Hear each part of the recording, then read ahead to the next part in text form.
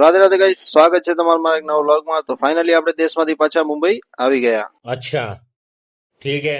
તો મુંબઈનું વાતાવરણ જોઈને આપણને એમ લાગે છે કે આજ તો મેઘરાજા તૂટી જ પડશે। ત્યારબાદ આપણે આવી ગયા સીધા સ્વિમિંગ પુલમાં નાહવા। મને એક નાના છોરાની ટ્યુબ જડી ગઈ તો હું એને પકડીને નાહવા માંડ્યો।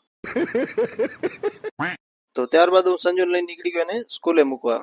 તો સ્કૂલે મૂકીને પાછો હું નીકળી ગયો હતો દુકાને જવા માટે। તો ફાઇનલી આપણે દુકાને આવી ગયા છીએ। દુકાને આવતા તો આપણું કામ હતું આ કાચ ઉપર આપણે લગાવવાની છે વિનાઇલ। તો એ વિનાઇલ લગાવવા માટે આપણે કાચમાં સાફ કરી નાખ્યો ને આ જે ટૂલ છે એનાથી જ આપણે વિનાઇલ ચોડશું। જે આ વિનાઇલ છે આપણે તે કાચ ઉપર લગાવવાની છે।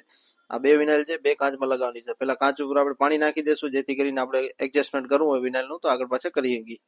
ચોડી નાખ્યું તમે જોઈ શકો છો ને આ એ ટૂલ છે જેનાથી આપણે પાણી જે એક્સ્ટ્રા વેસ્ટેજ પાણી હશે એ કાઢી લેશું ને એર બબલ કાંઈ હશે તો તે આનાથી નીકળી જશે। તો ફાઇનલ લુક કાંઈક આવો છે, તમે જોઈ શકો છો। આ છે એનો ફાઇનલ લુક। લગાવ્યા બાદ કાંઈક આવી દેખાય છે। ત્યારબાદ આપણે આ બીજી પણ હતી તો એને પણ આપણે લગાવી નાખશું। તો આપણે કેવી લાગે છે કમેન્ટ જરૂરથી જણાવજો। તો અમે આવી ગયા સીધા બાલ કાપ્યાની દુકાને, કેમ ઈશ્વરભાઈ બાલ કપાવતા। તો બાલ કાપતા કાપતા ઈશ્વરભાઈ નું માથું બાલ કાપ્યા હાથમાં લઈ લીધું ને મને કે जब तक तोड़ेंगे नहीं तब तक छोड़ेंगे नहीं।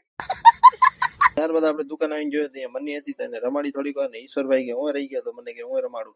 મેં કીધું ये देखो ये अभी देखा जैसी पे उतर है।